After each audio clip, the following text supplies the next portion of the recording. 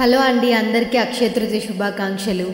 అక్షయ తృతీయను మనం అన్నదానం, పుణ్యకాలం, ధనలాభం అనే దివ్య గుణాల కోసం పరిగణిస్తాం. ఇది చైత్రమాసంలోని శుక్లపక్ష తృతీయ రోజున వస్తుంది. అక్షయ అంటే క్షయం లేనిది, అంటే తరిగిపోనిది అని అర్థం. ఈరోజు చేయబడ్డ ఏ దానమైనా, జపమైనా, పూజ అయినా, ఆస్తులైనా ఎప్పటికీ శుభాన్ని అందిస్తాయనేది విశ్వాసం. అంతేకాని అక్షయ తృతీయ రోజు ఖచ్చితంగా బంగారం కొనాలని గ్యారంటీ ఏం లేదండి.